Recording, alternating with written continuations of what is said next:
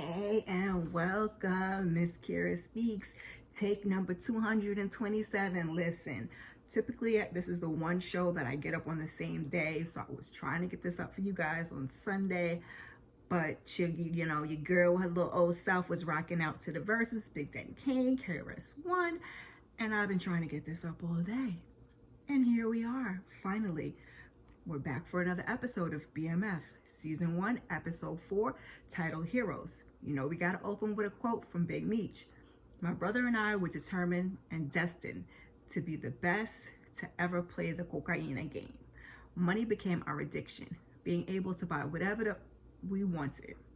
So we opened, we got a younger Meech, he's in the convenience store, supposed to be picking up some things for his mom's probably. And he sees two girls and he heads on over. And he's like, he says what's up to one of the girls, Simone, and then the other girl who's her friend or her sister, who we don't know. She's not trying to hear what he says, but he's not discouraged. He's like, what's not to love? So Simone laughs and he asks him if they're going to Mikey's party, like maybe we can roll together. And sister friend is like, what, on your tiny ass BMX? So Meech's like, it ain't about the ride you pull up in, it's about the moves you make when you in the party. And he got moves. So he's kicking his little game, and she's like, oh, so you want to pay for our popping chips? He's like, yeah, I got you. So he tells the girls to wait outside, and I knew it was something. So like, no, we don't want to wait outside. Like, it's cold. We want to wait inside where it's warm. So the cashier blows up his spot because he's like, you holding up the line. Like, he already know he has the food stamps. So the girls, they clowning him. They pay for their stuff and they pay for his stuff.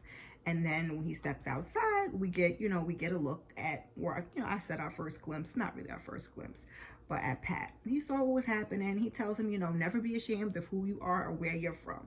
He slides him some paper, and then older Meech narrates that Pat was the biggest drug dealer in our hood, but he was more than that. Judges, athletes, cops, and robbers all gave props to the Black Superman of Southwest Detroit. Outside of my old man, Pat was the dude that I looked up to the most. So Meech and Terry, they're north of 8 Mile. They're in the burbs. I'm guessing this is the new stash. And they discuss the neighbors, the neighborhood. And they're like, just got to maintain the yard, watch the foot traffic, blah, blah, blah. So Terry tells Meech, I told you not to interfere with the mortgage. Now Pop's staying at the cribs. And he's like, am I supposed to let the bank put y'all out in the street?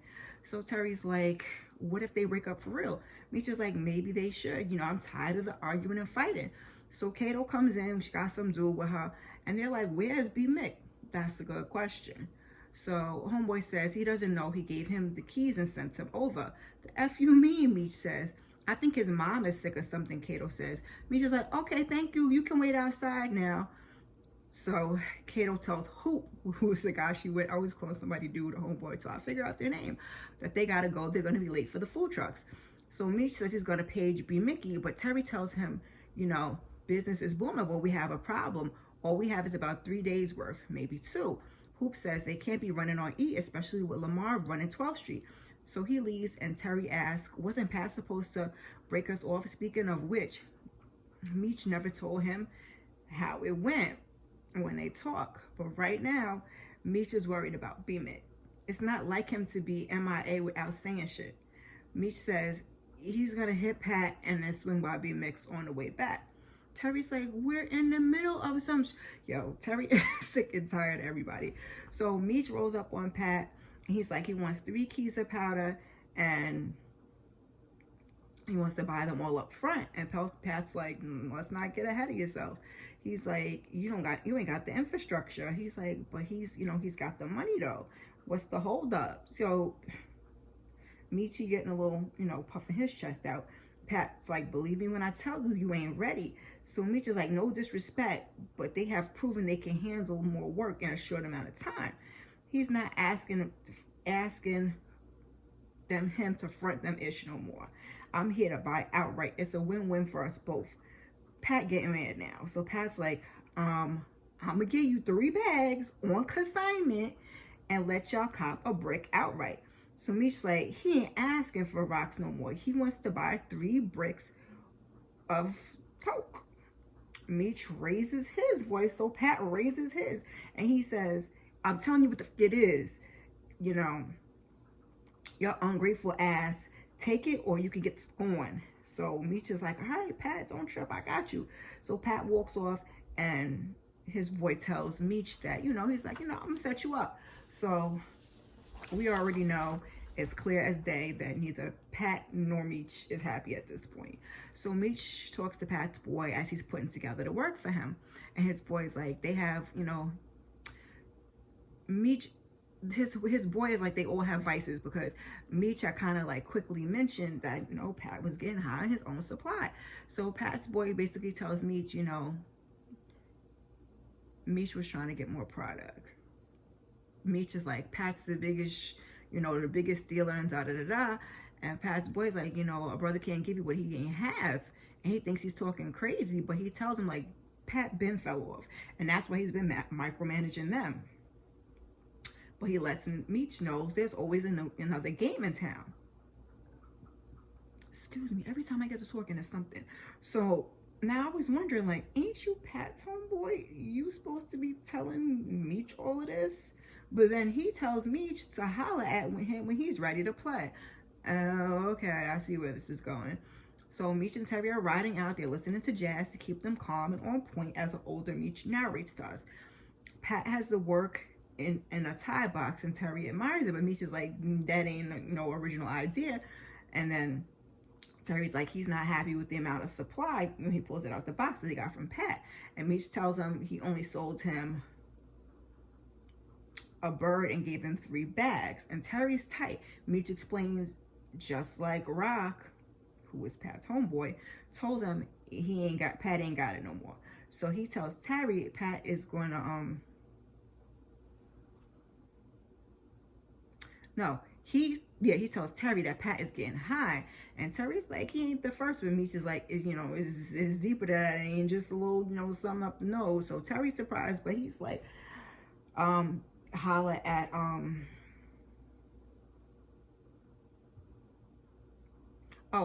Rock then for the new plug. But Meech suggests someone named K9, but Terry ain't feeling it because he says them dudes from Brewster's is grimy. So Rock is their best bet, but Meech still wants to go with K9 because Meech does whatever he wants. So older Meech narrates, he and T were so busy arguing the details, they lost sight of the big picture.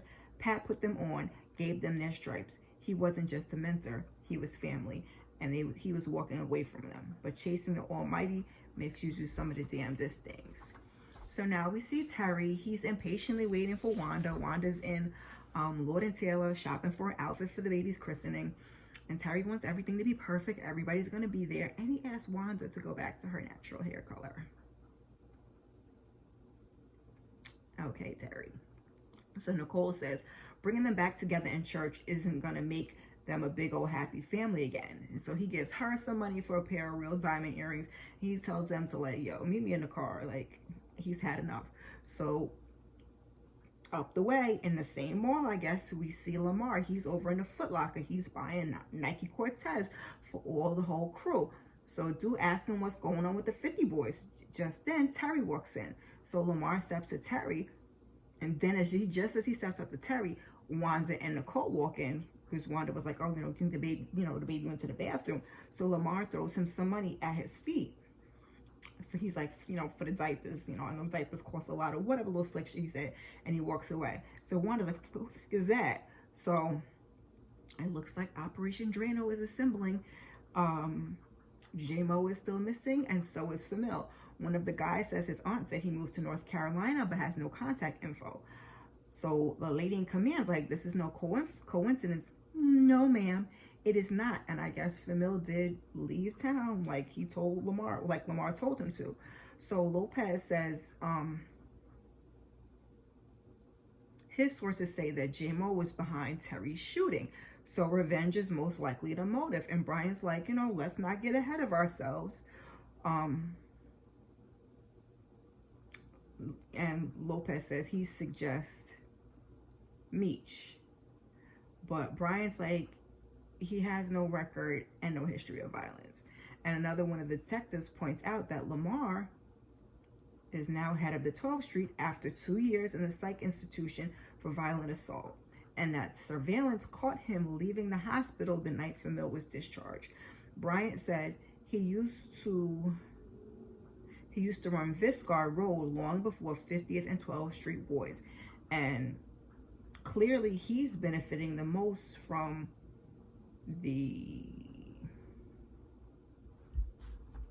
excuse me guys, the vacancy in leadership. Lopez isn't buying it, but Brian is kind of, he's kind of on the right path. So the lady in charge says, listen, investigate both of them, but their primary objective is to find Williams and Fleming, J-Mo and Flamel. Search all the parks, waterways, blah, blah, blah. So Meech and Terry, they are at a bar, and Meech is sending bottles to the ladies, and Terry is annoyed. They've been there for over an hour waiting for Big L, sent by K9. Terry is ready to go, but not Meech. Meech is always down to party. So then we, shoot on over. We're at Fonzo's food truck, where Hoop is in his way. Kato puts him on Stone Burgers, and 2 seconds later, Lamar pops up at the truck in the window asking Kato for 1 Stone Burger. Kato tells him they're out, and he starts a scene, y'all, a scene. So Hoops tells him to get the F out of there, and Lamar starts, asking the people, have you tried the Stone Burger? It's amazing. It really is. It's on a secret menu, he says. And so he asked the one lady, like, you tried? She's like, no, I didn't know y'all had a secret menu. I'll take a Stone Burger with a Coke. Slick yells, yeah, I'll take one too with that special sauce. 12th Street is there, and they're causing quite a stir. They didn't know what to do, so Hoop's like, we're closed. Try back tomorrow. So Kato says, Meech and Terry gonna be pissed. Yeah, but Kato, girl, how he knew about the food truck? Terry and Meech are at the convenience store, and they get buzzed into the back. Meech is telling Terry about his escapades the other night after he left. Turns out they were meeting with Rock, and he asks, can they handle it? Meech says he's outgrown asking for permission. Terry's like, all right, chill out, hear him out, which is funny because usually it's the other way around. Usually Terry's talking crazy out the side of his mouth, but not this time.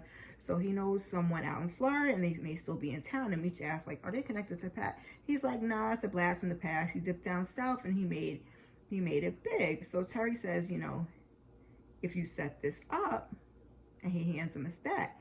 And Rock's like, nah, you got me effed up. I ain't no matchmaker. I'm an investor. What? I know he wasn't looking for an investor.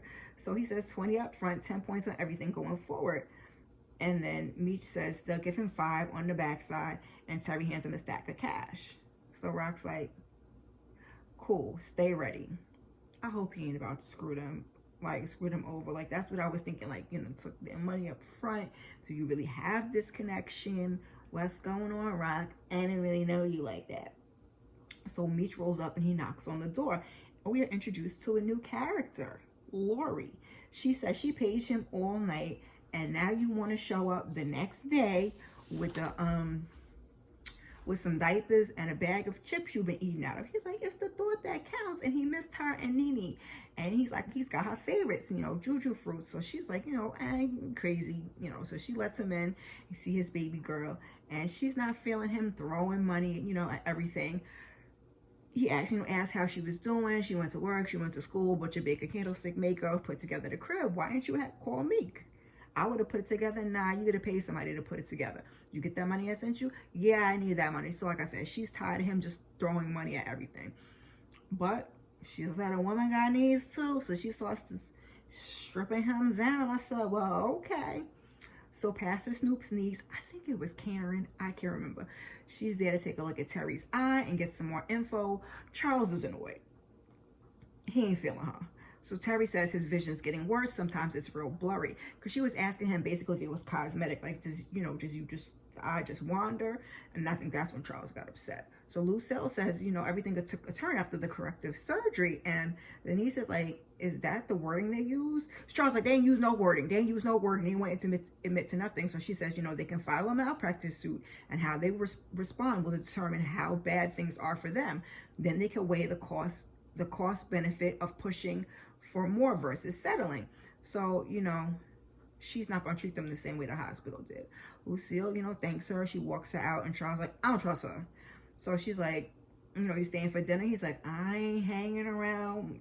I ain't Demetrius. I ain't hanging around nowhere. I don't actually stay. She's like, you've made your point. I ain't trying to make no point. So Terry interjects and Dad tells him, like, listen, this is between me and your mom.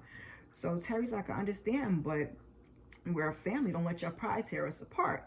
So Meech asks Lori to come to Terry's christening and they can go as a family. And she's like, yeah, that's cool. And she's like, so what you about to do? He's like, what? Like, you about to put me out? She's like, yeah, if you want to spend time. What did he say? You just use me for my mail something? I don't know. It's funny. I should have wrote down. And she's like, if you want to spend time, she's like, you need to call ahead. So she scooches him right one out the door. She's like, Mama's on her way home. So meanwhile, we're back at the food truck. Kato's got her eye out for Lamar. And Hoop's like, his wheel starts to turn. And he's like, what if the whole thing was a distraction? She's like, what are you talking about?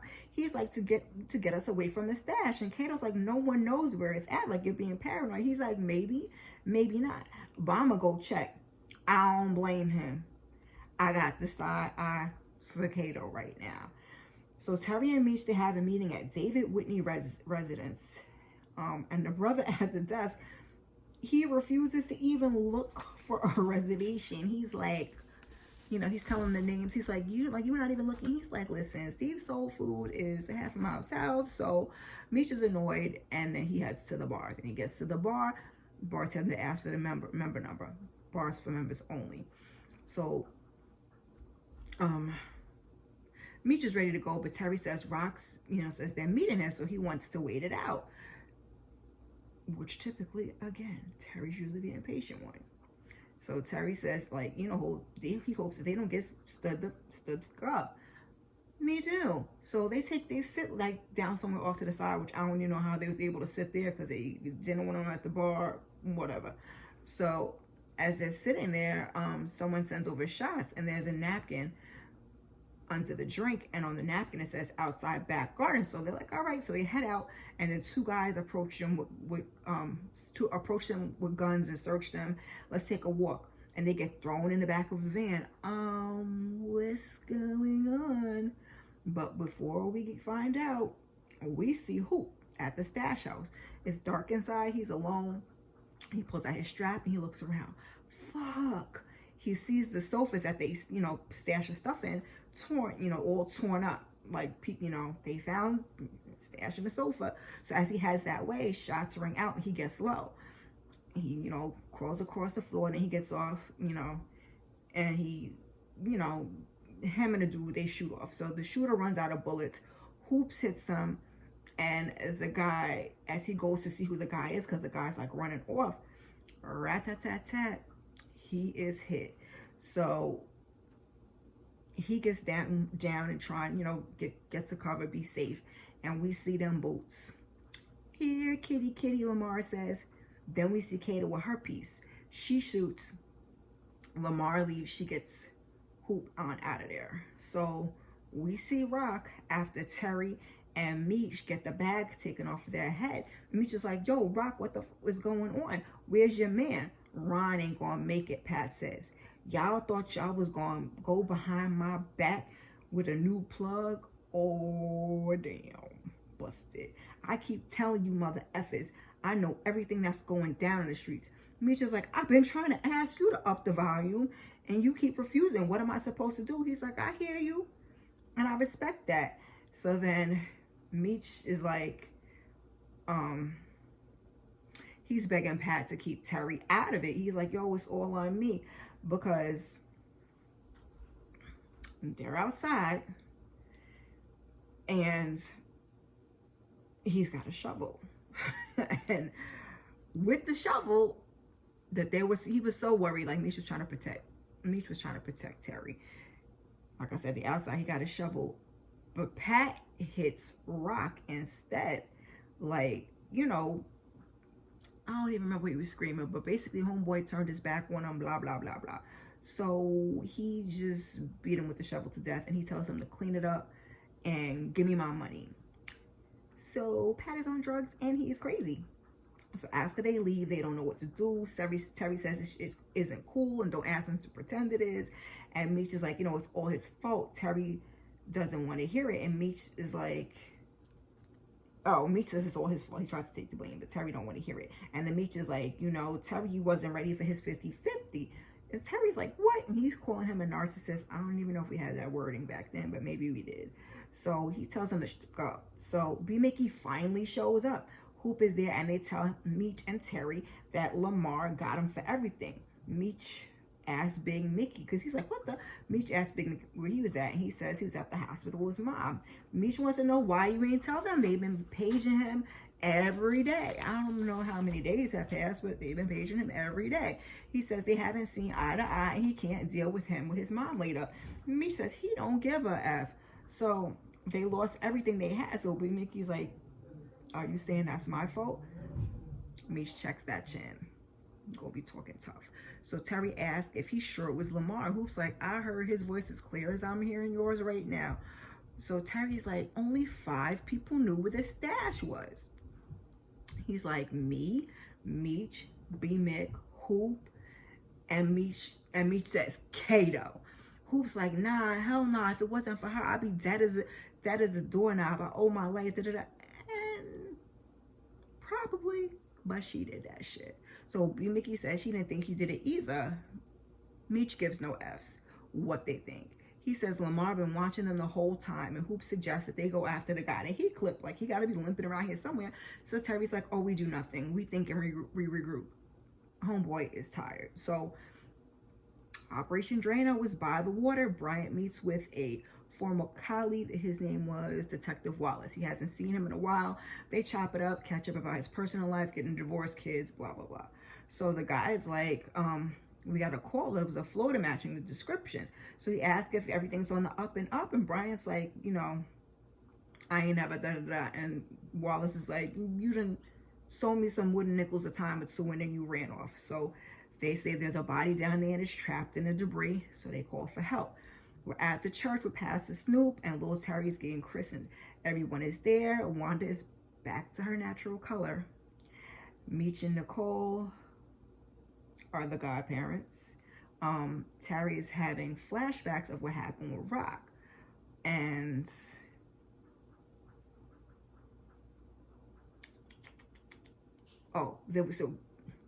it's another thing where the scenes go back and forth. We see the body comes up and it looks like J-Mo. And at the moment, I wonder what Bryant was gonna do. And just then, we're back at the church. Terry asks Charles if he's coming to brunch. He says yes. And like I said, I wondered what he was gonna do. Bryant walks up and asks Meech to come downtown. Pastor Snoop had tried to stop him, but that didn't work. So Lucille asks what for. A missing person, Lopez says. Charles asks, like, you have a warrant? Nope. Meech is like, okay, so politely I decline. Because, you know, Bryant was like, no warrant, but, you know, we'll just make it easier. So Charles spots that black Benz, and as the detective leaves, he's like, I don't think I'm gonna be eating with y'all.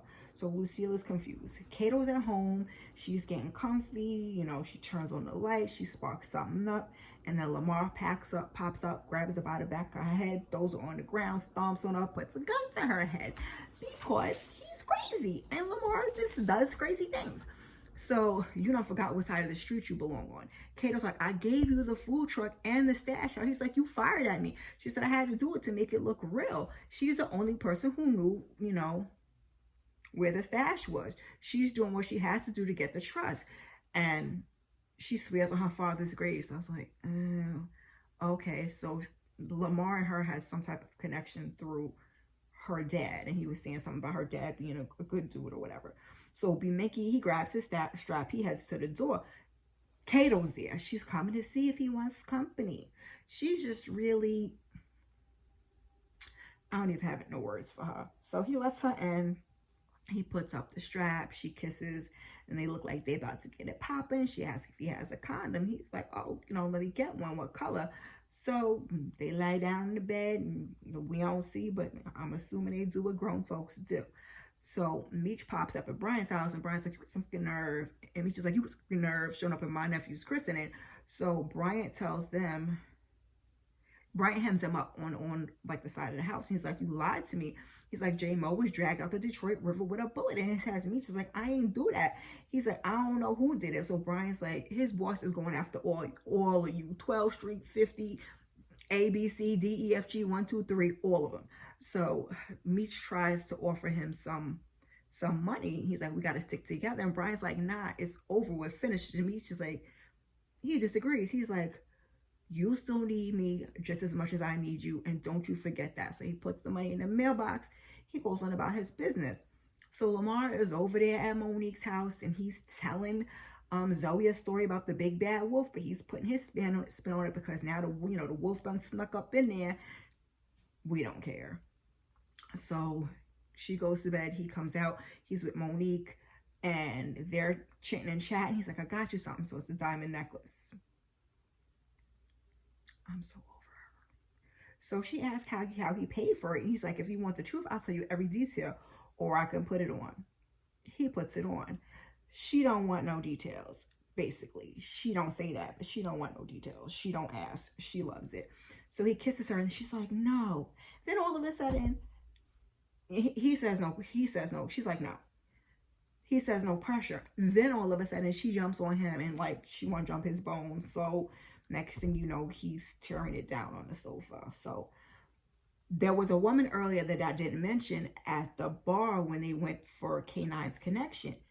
And like he's parked, she's parked. And when they were at the bar, Terry had brushed her off. He was asking what was your name again? He's like, I didn't give it to you or whatever. So she pops up and she's like, I like the way you handle yourself. Get in. He's like, are you Big L? So she gets out and she says, I did my homework and I like what I found. She's like, you're green, but I can definitely, definitely work with you and deal with you. So he's like, I'm down as long as, all my weight is up front. She smiles. She's like, that's the only way I do business. So she has one condition of her own. She works with only him. She doesn't work with his brother or anyone else directly. Will that be a problem? Not a problem at all, Terry says. Good. They shake on it. She says she'll be in touch. This is our ending scene. Older Meech is narrating. Pat said he turned his back on him. I thought it was justified. Pat was a father figure, and by breaking away, he set an example for his brother. So when Terry had the chance, he just followed in my footsteps. Wow. So that's definitely going to be a rift because Terry wanted a 50-50, and I thought Big L was Meech's idea through K9. And it's just about to be a whole problem. It's about to cause a serious divide. We already got Kato. She's shifty. We don't know what's really good with B-Mickie. Lamar running around crazy as... And I just can't wait for episode 5. Like, how you guys liking the show? I hope you'll come back and join me for the next episode. While you're here, please check out some of my other content. Thank you. Before you go, share, like, subscribe, drop me a comment in the comment section. I appreciate you. Peace.